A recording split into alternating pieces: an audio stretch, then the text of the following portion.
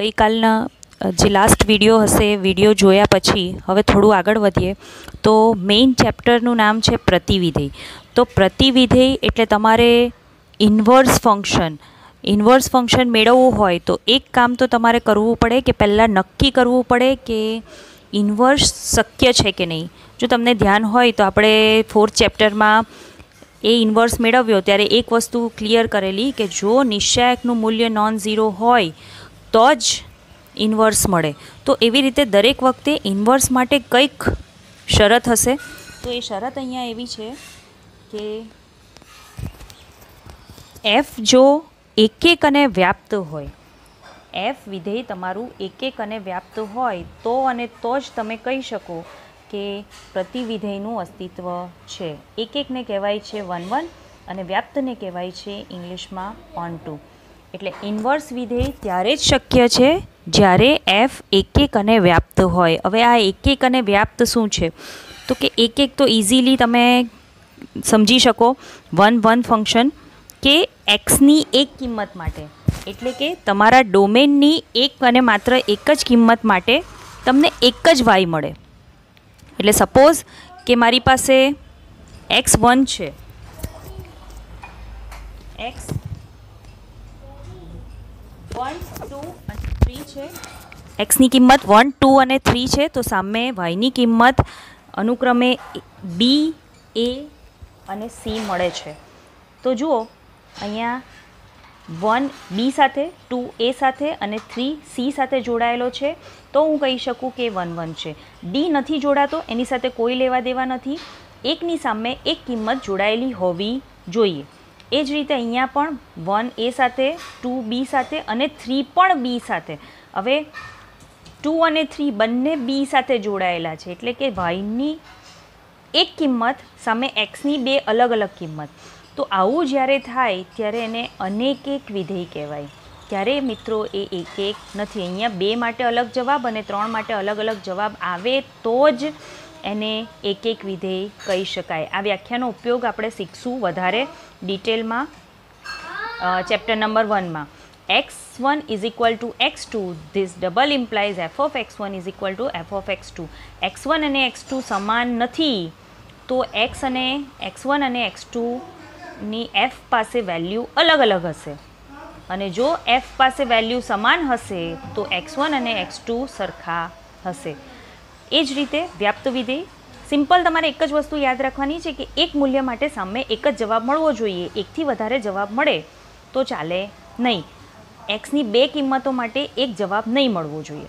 Okay, વ્યાપ્ત વિધેયની વાત કરીએ તો વ્યાપ્ત વિધેય માટે સિમ્પલ વસ્તુ કે range of F equal two તમારો જે કોડોમેન, આપણે જે સહપ્રદેશ કહીએ છીએ તે અને વિસ્તાર બંને સમાન હોવા જોઈએ. એફ ફ્રોમ એ ટુ બીનું વિધેય હોય તો એનું પ્રતિવિધેય એફ ઇન્વર્સ બી ટુ એ થવા માટે 1 1 તો હોવું જોઈએ. સાથે વ્યાપ્ત એટલે શું તો કે range of F equal to B. આ જે સહપ્રદેશ છે, સહપ્રદેશ અને વિસ્તાર જ્યારે સમાન થાય એટલે કે વાયની દરેક કિંમત, જોજો અહીંયા એક્સ પર ભાર મૂક્યો છે કે દરેક એક્સ માટે એક વાય મળવો જોઈએ. વ્યાપ્ત વિધેયમાં શું છે તો કે દરેક વાય માટે અનન્ય એક્સ મળવો જોઈએ. એટલે કે દરેક વાય માટે એક જ એક્સ મળે. 1 એ સાથે જોડાયું છે, 2 બી સાથે જોડાયું છે, 3 પણ બી સાથે જોડાયું છે. પણ અહીંયા ભલે એક એક ન હોય પણ વાયની બધી કિંમતો આવી ગઈ. જુઓ બે જ કિંમતો છે એ અને બી. 1 એ સાથે જોડાઈ ગયું, 2 બી સાથે અને 3 પણ બી સાથે. એટલે રેન્જ ઓફ એફ તમે જો લખવા જાઓ તો મિત્રો આ તમારો એ છે અને આ તમારો બી છે. તો બીના બધા સભ્યો તમારા વિસ્તાર તરીકે આવી ગયા. એનો મતલબ કે વ્યાપ્ત વિધેય છે. એ જ રીતે અહીંયા 1 એ સાથે, 2 બી સાથે અને 3 સી સાથે. તો રેન્જની વાત કરીએ તો આખો બી તમારો રેન્જ તરીકે. આનો મતલબ એવો થાય કે એફ ઓફ 1 પર હું એફ લાગુ પાડું, 1 પર અહીંયા હું એફ લાગુ પાડું, F of 1 equal to A, F of 2 equal to B અને F of 3 equal to C. એનો મતલબ કે જવાબ તરીકે તમારા કયા કયા આવ્યા? એ, બી અને સી. એ, બી અને સી એટલે range of F equal to B થઈ ગયું.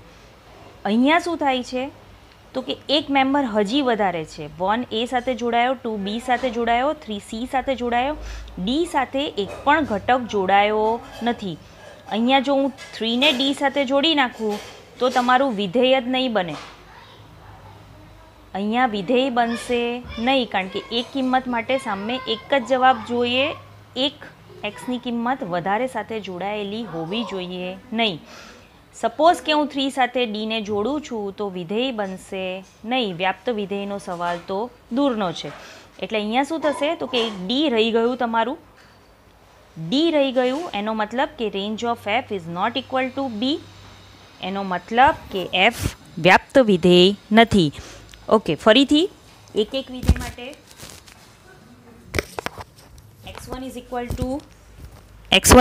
ટુ x2 હોય તો f of x1 is equal to f of x2 થવું જોઈએ. અને વ્યાપ્ત માટે range of f equal to codomain અને સહપ્રદેશ અને વિસ્તાર બંને સમાન હોવા જોઈએ. ઓકે, હવે કાલે આપણે ગ્રાફની વાત કરી હતી તો ફરીથી ગ્રાફ પર જાઉં છું.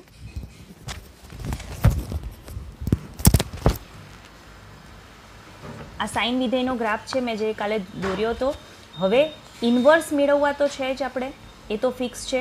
હવે સાઇનનો ગ્રાફ જો આપણે જોઈએ તો ઘણી બધી કિંમતો લગભગ -1 થી 1માં બધી જ કિંમતો, લગભગ નહીં મિત્રો, બધી જ કિંમતો વારંવાર રિપીટ થાય છે.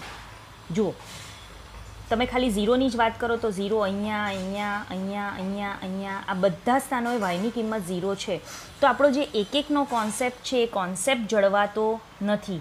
એનો મતલબ કે આ ભાગને મારે મર્યાદિત કરવો પડે. મર્યાદિત એવી રીતે કરીશ કે જેથી એક ધન અને એક ઋણ મૂલ્ય, જો હું 0થી પાઈ પણ લઈ શકું, પણ પ્રોબ્લેમ શું થશે કે અહીંયા કિંમત ધન છે, અહીંયા પણ કિંમત ધન છે. જુઓ, વાય અક્ષની ધન દિશા છે તો આ પણ ધન અને આ પણ ધન, તો ઋણ મૂલ્ય આવતું નથી. એનો મતલબ કે હું મર્યાદિત પ્રદેશ અહીંયાથી અહીંયા કરું છું, -π/2 થી +π/2, અથવા અહીંયા જો તમે કરો તો -3π/2 થી -π/2, અહીંયા કરો તો 3π/2 થી 5π/2. એનો મતલબ કે અંતરાલ ઘણા બધા છે. અંતરાલ આ ઘણા બધા છે એક એક કરવા માટે, પણ આપણે કોઈ એક ફિક્સ અંતરાલ લઈ લઈએ છીએ સર્વ સ્વીકૃત રીતે. જે રીતે મિત્રો તમે કેમેસ્ટ્રીમાં અંતરનો એકમ કિલોમીટર કે મીટર ફિક્સ કર્યો છે, એવી જ રીતે અહીંયા દરેકમાં આપણે એક અંતરાલ ફિક્સ કરી દઈશું અને આપણે એ અંતરાલથી જ કામ કરશું.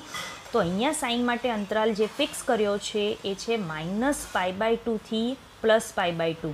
આમાં તમારી ધન ઋણ બધી જ કિંમતો આવી જાય છે. એનો મતલબ કે સાઇન ઇન્વર્સ, જોજો જે રીતે મેં હમણાં કહ્યું કે f from A to B છે તો f ઇન્વર્સ B થી A મળે. એટલે શું થશે તો કે પ્રદેશ અને સહપ્રદેશ ઓલ્ટરનેટ થાય. એ જ રીતે અહીંયા પણ તમારો વિસ્તાર શું છે સાઇનનો -1 થી 1, તો સાઇન ઇન્વર્સ માટે પ્રદેશ થઈ જશે -1 થી 1, અને એનો જે પ્રદેશ હતો R એના બદલે આપણે ફિક્સ અંતરાલ લઈએ છીએ -π/2 થી +π/2, -π/2 થી +π/2. ઓકે, હવે ગ્રાફની વાત કરીએ તો ગ્રાફ જુઓ, આ જે ગ્રાફ હતો એ જ ગ્રાફને તમે 90 ડિગ્રીનું રોટેશન આપશો તો એ ગ્રાફ તમારો કંઈક આવો હશે. જુઓ, ફક્ત -π/2 થી +π/2 અંતરાલની વાત કરીએ તો જે તમારો ગ્રાફ આ છે એ જ ગ્રાફને અહીંયા 90 ડિગ્રીનું રોટેશન મળી ગયું. ક્યારે?